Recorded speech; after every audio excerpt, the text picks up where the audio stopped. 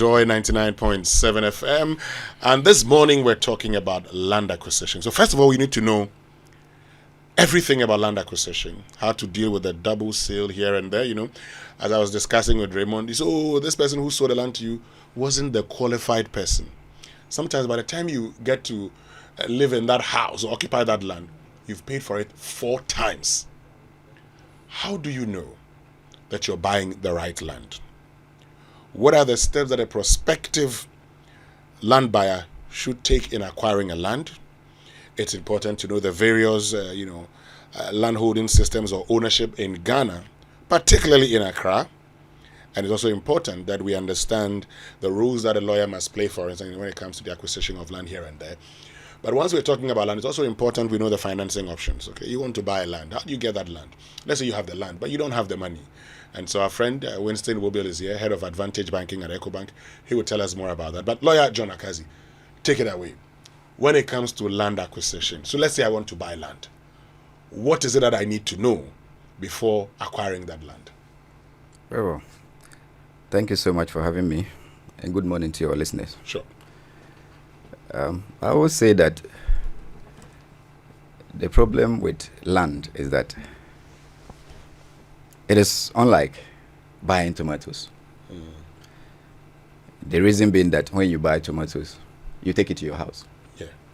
But with land, you leave it there. You cannot take it. So you can buy land today, and the following day, you come, and someone is on it, claiming that he's the owner of that land. Mm-hmm. So land is fixed. It's at one place. You cannot take, unlike tomatoes, where you buy and you take away. Land, you don't take it away. So it's there, another person can come on it. That is where the problem is coming from. So that's when you want to buy land, you need to be very careful, extra careful, because of this reason. Lawyer, always say extra careful, be careful. But sometimes, you think you're right until someone shows up, and then everything starts in the court, because then you say, but this guy at the time was the head of family. They say, yes, he was the head of family, but he was not properly, put in there as head of family. Or, okay, he was head of family, and to realize he shouldn't have been head of family. Yes. Tell us, what should we know? What are the various, land ownership systems in Ghana, and how does it even impact the acquisition of land? Yeah, very well. So, the first thing that we should do, judging from the fact that I already indicated that land is unlike tomatoes. When you are buying tomatoes, you need to know the owner of the land. And that is where the due diligence comes in. Ideally, the ideal situation is that you get lawyers involved from the outset when you are going to acquire land. Okay. However, many people don't do that. Why do I need to get lawyers involved? You need to get lawyers involved because most of the lands are not owned by the people who say they own it. And there are various holding regimes when it comes to land. So a lawyer needs to get involved to do the due diligence searches. Let me give you an example. If it is a land that is in a registrable district, registrable district means that the Lands Commission have records of it. What it means is that a lawyer can do the proper due diligence searches at the Lands Commission to know what are the various activities affecting that land. So this is why you need an expert to do proper due diligence. And one thing you must also know is that the ownership of land. Yes. Lands in Ghana generally, 80% of it is customary. Customary means that some lands are owned by the stools, others are owned by families. And we also have individual lands as well as those that belongs to government. And these various holding systems have their distinct features. So for instance, if land is owned by the stool, you need to know which stool owns that land, where the boundary ends. Okay. If it is owned by family, you need to know the head of family. As I was saying, I'm talking about this stool. You need to know the occupant of the stool. It could be the chief, it could be the regent, it could be a caretaker. When it comes to family land, you would want to know: is the person offering to sell the land to you? Is it the head of family? When it comes to individual, then you need to also know whether the person who is saying, "I'm the owner of this land," you go further to probe whether he's actually the owner of that land. So these, you have to have it from the outset, that the land holding systems. So where a place is designated as stool land and an individual is coming to sell the land to you, it raises red flags for you to know that this is stool land and an individual cannot sell it to me. Okay. When it is family land and one person purposes to sell it to you, you cannot buy the land from that person. And some places are also public lands or government lands. And a stool comes to say that I'm selling this plot of land for you for commercial purposes. You need to. Yeah, but that will lead us to a certain point. I mean, Yes. we'll come back to. You've talked about the role that a lawyer must play, but Yes. lawyer, too many disputes in this country, Yes. particularly in Accra, that today you don't even know which land to buy. Why are there too many disputes when it comes to the acquisition of land? This goes back to our land tenure system. Generally, the land tenure system in Ghana, or I can say 80% of our lands are customarily owned. When I say it's customarily owned, as I said earlier, it's owned by stools, families, and individuals. And this system is undocumented. We received, it's passed down on us, oral history has been passed down on us, that this stool owns this particular land. Where the boundary ends, we do not know. It's not documented. So it is just oral history that says our forefathers settled on this land and its extent to this stage. When it comes to family land, the same way, it's oral. It's not documented to show the boundaries of where each land ends. So because of boundary issues and the fact that our customary law system is orally transmitted to us, we do not have a clear distinction of where, or clear boundaries of where stool lands ends. That's why we have conflicting claims of various stools. In Accra here, we experience it a lot. Osu stool says this land belongs to me, then the Nungwa stool says it belongs to me. If you buy the land from Osu stool, then you have problems with the Nungwa stool. So this. But why are we not able to just say, this land belongs to this too? Is that not something we can, settle easily? Why must it be so difficult for us? As I mentioned earlier, it is undocumented. It is something that history that has been passed down on us through our forefathers. So you believe what your forefathers told you, where your land boundary ends. That is the truth. And the other stool also believes that what their forefathers told them is the gospel's truth. So we are left with no option than to go to the court to determine for us. So the courts will have to examine history, weigh the history, put the various activities that happened on the land, who were the earlier settlers. If you said your forebearers were on the land in 1901, and someone says our forefathers were on the land, were hunters, they discovered the land in 1800. So it means that those who are claiming to have been there earlier in time, the court is most likely to go their way. There's something that happens regularly. I've seen that happening in Accra over and over again.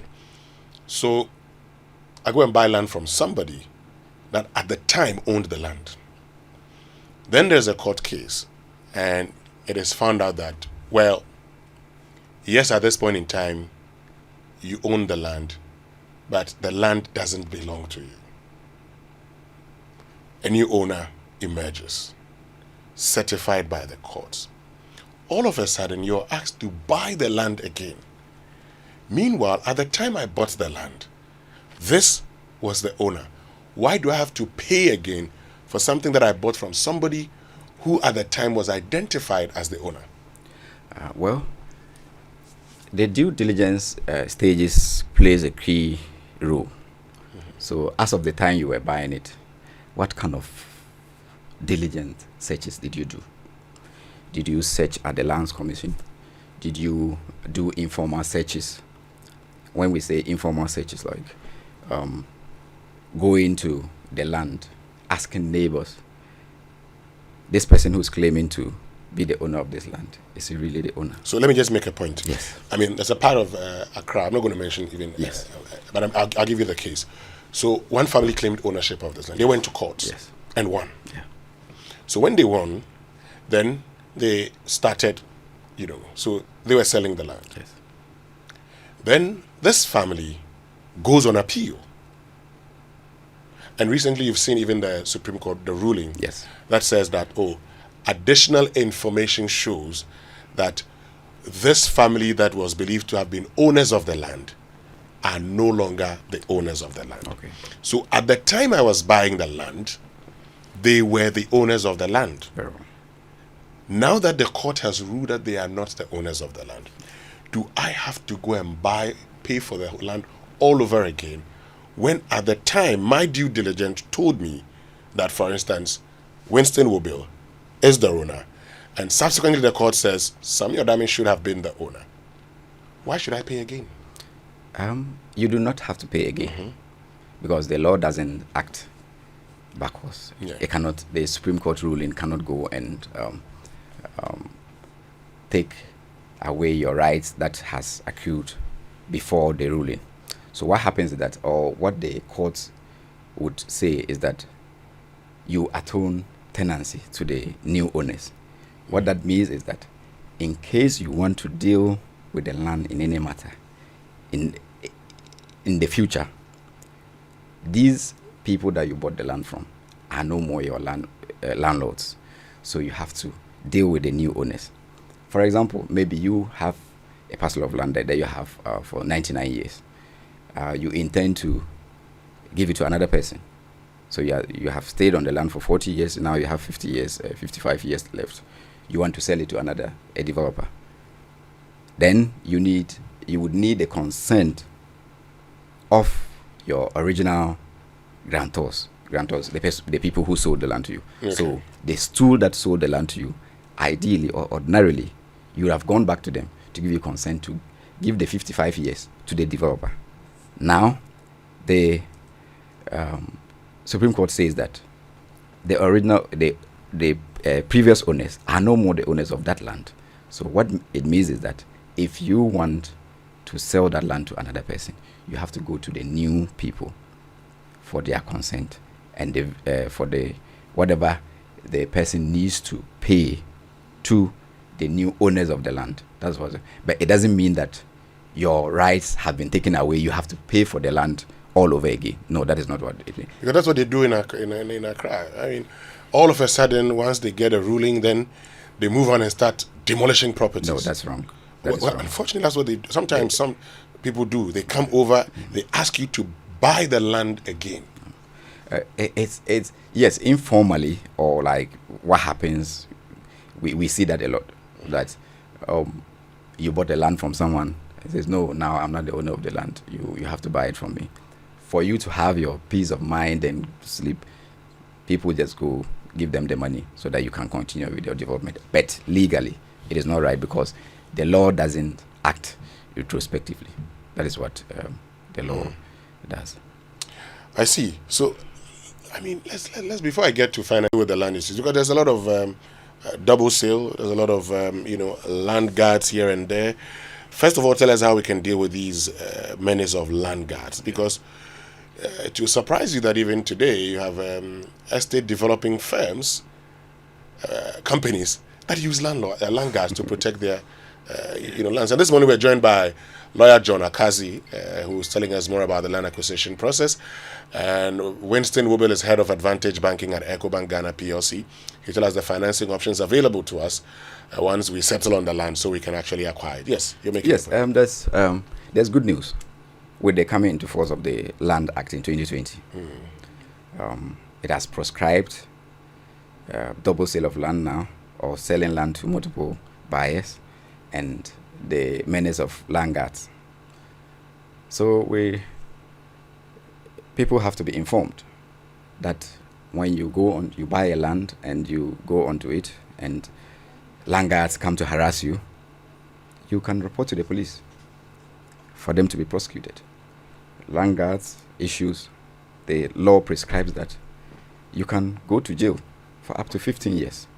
The minimum is 10 years, and the maximum is 15 years. Okay. If land guard is arrested and he's put before the courts, they will deal very well with that land guard. And if you get a double sale of land? And the double sale of land, yes, again, we see that too. In Accra, mostly in Accra and other places. Same way that the land guards has been proscribed. The same way, double sale of land now has also been proscribed. That you sell land to multiple buyers, you can also go to jail for 7 years, the minimum, and 15 years maximum. Wow. So with the coming into force of this law, Ghanaians have to make use of the law. If people are harassing you on your land, what you need to do is to go and report to the police and ensure that the land guards or whoever is harassing you is dealt with or prosecuted. Yes, and so this is the solution to the problems of double sale and the land guards menace that we used to experience before. Okay, but while we're having this conversation, it's just a discussion that we're having as we build up to the Habitat Fair. It's mini fair at the Good Park from the 13th to the 15th of September 2024. And once you get there, you have all of these discussions. We'll have the experts who will take you through other processes. But when it comes to finally, Lawyer Kazi, when it comes to land acquisition, is it the same processes for citizens and non-citizens of Ghana? No, it is not. So when it comes to buying land, or someone wants to, maybe it is two or family that they want to sell land to you, with the coming into force of our new Land Act, which came into force in 2020, it doesn't permit a landowner to sell land to a non-Ghanaian for a duration of more than 50 years. So a non-Ghanaian can only get an interest in land that is up to 50 years. The law also goes further to say that after the 50 years, when the 50 years elapses, you can approach your landlords for them to give you another 50 years. So if you are able to live maybe over 100 years, you can be on that land for 2 consecutive times. Okay. Yes. But if you are Ghanaian, usually the convention is that we get 99 years. Yeah. That is if it is a leasehold. So one of the things, let me chip in that one of the things that we do not understand is that if you get a leasehold, usually it's 99 years. That is the person who is getting it from the original owners. So if you are buying from these two, you usually get 99 years. So you buy from these two and you stay there for 10 years or 20 years. And you also want to sell the land to another person. The person doesn't get 99 years. He gets the remainder of what you had. Yeah. And that is what we call in law assignment. So some people usually get an assignment, but they think that they had 99 years. It is not every interest in land that is 99 years. So it depends on the kind of interest that you are getting. Great. Thank you, Lawyer John Akazi. We'll get back to you because we need to wrap up by actually finding out again the processes step by step when it comes to the acquisition of land. But let's get to Winston Wobil, Head of Advantage Banking at EcoBank, Ghana PLC. We're getting ready for the EcoBank Journeys Habitat Fair on the 13th to the 15th of September. And that's why we're having this conversation. EcoBank will be there at the Good Park, and they'll tell you more about our packages. But let's start off with here. Winston, so I've identified the land. We're talking about land. Today, land is very expensive in Accra. You can get land for 1 million Ghana cedis, 2 million Ghana cedis, and also as little as 100,000 Ghana cedis. But you know that it's difficult to raise that money easily. Do you have any financing options for us when we want to acquire land? Yes, good morning, Winston, and good morning to your listeners. Yes, there are financing options. First of all, it's probably you might have saved up money. So that is building it up maybe in your savings account. You dedicate a certain amount of your monthly income and then save. Maybe probably you have decided that maybe you want to go for a land of 50,000. So on a monthly basis, you are putting maybe some 1,000 aside or whatever.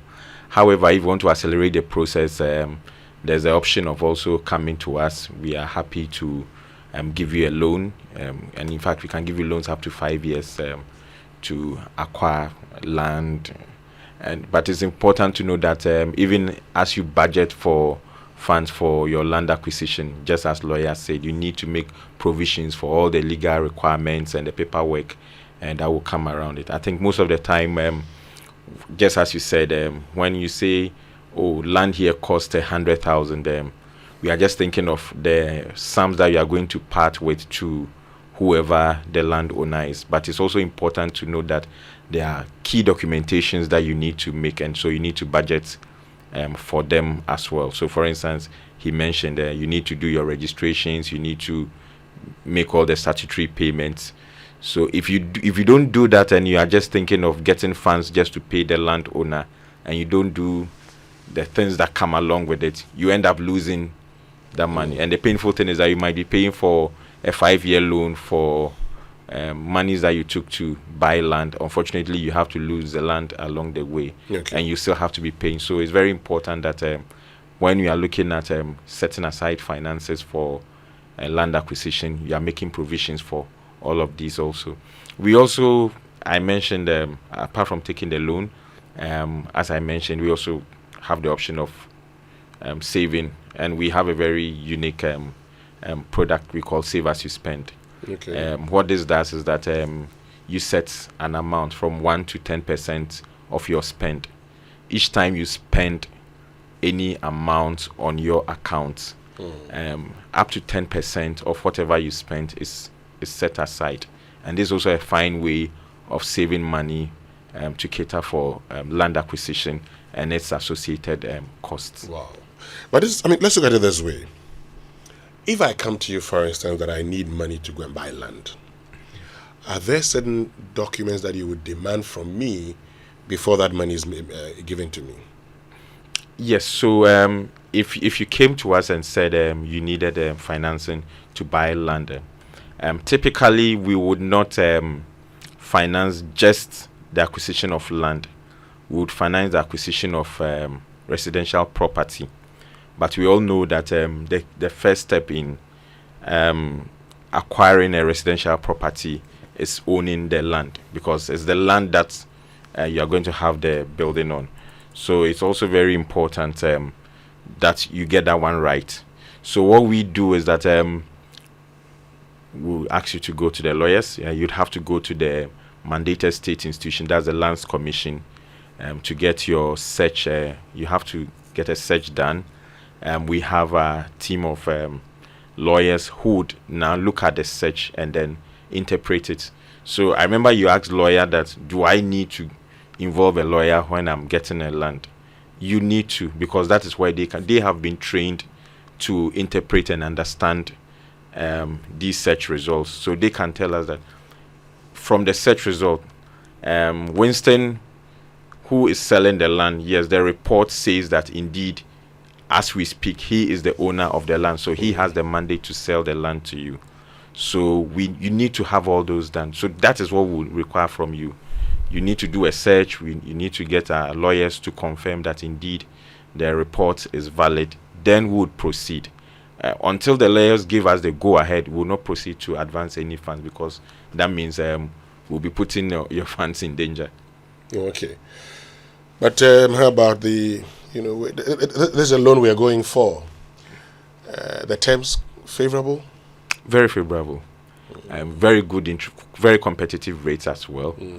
And for a period that gives you flexibility to do other things as well. Great, I'll get back to you, but let me go back to Lawyer John Akazi. So, Lawyer Akazi, if I want to acquire land, take me through the steps one after the other. Very well. What must I go through from the first point to the last point? Very well. So the first thing that you need to know is to ascertain the owner of the land. Secondly, if you ascertain the owner of the land, you ascertain what is the interest of the person on that land. Then, third, what interest am I getting? Then fourth, know the capacity of the person selling the land to you. So let me take this one after the other. So, ascertaining the ownership of the land. Is it a stool land? Is it family land? Or is it an individual?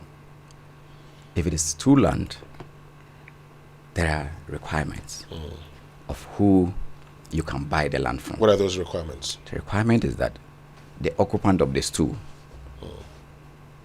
if it is the chief, he has to sign the document together with some principal elders of the stool for the grant or the land that they have sold to you to be valid. If it is a family, then you need the head of family together with some principal members of the family for the sale to be valid. So what it means is that if stool occupant alone signs a document for you, the sale will be void. Oh, I see. It has no effect. If a family head alone also sells land to you, in law we call it voidable. It is not void as in the case of the stool land, but with the family land, it is voidable. It means that the other members of the family can apply to the court to set the sale aside. Oh, okay. The one other important thing is that when you are buying from an individual, you are buying from an individual who says, I own this land. You may want to go further to ascertain this person who is selling the land.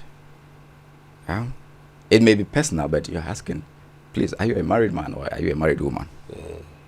If he is, then you may want to know, do you have the consent of your spouse to sell this property or land to me? Yeah, I'm told that if you're married, you need the consent of your spouse. Written consent. The law says that you need the written consent of your spouse, and that is if the land or the property was acquired during the marriage.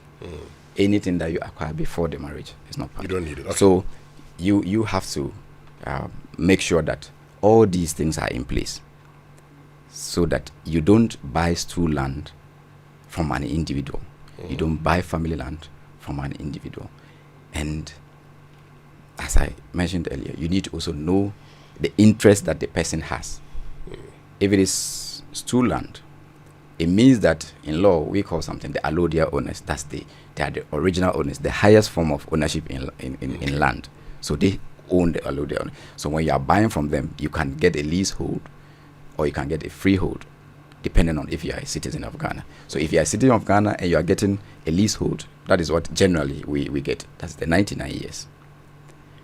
If it is a stool land, they can also give you a leasehold of 99 years. However, if you are buying from, let's say, someone who has already bought from the family or the stool, I mentioned earlier, for 99 years, you will not get 99 years. So That's the next stage that I said you have to also, apart from ascertaining the interest of the people selling the land to you, you have to also know what interest am I getting on this land or from this land. So if the person has 99 years, he cannot give me 99 years if he has stayed on the land for some number of years.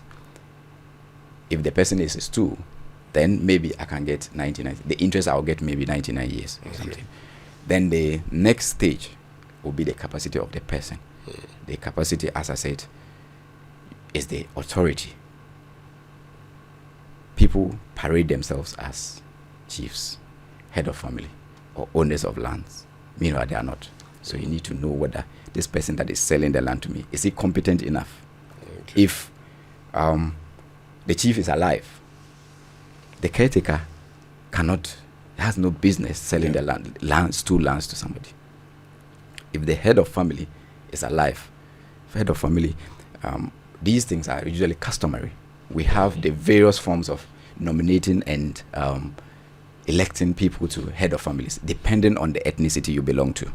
So if someone has been validly selected and he's the head of family, you may want to know that this is the person who is competent enough to sell the land to me.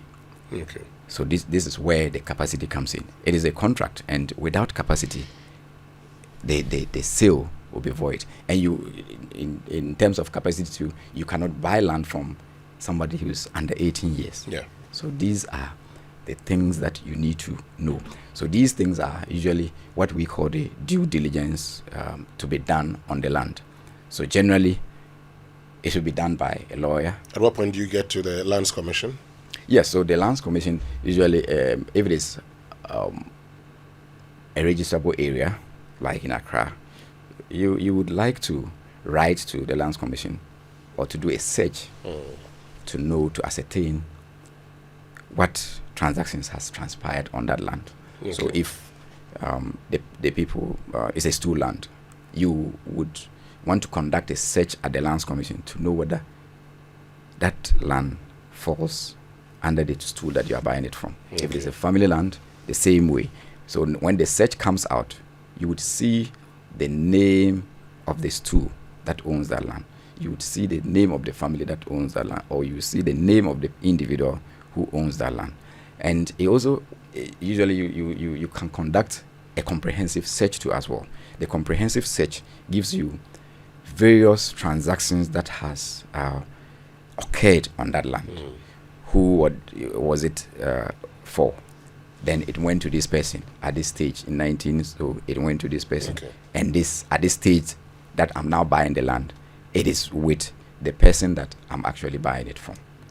Great. So folks, you know what to do. And I'm sure there'll be more of this conversation at the EcoBank Journeys Habitat Fair at the Good Park.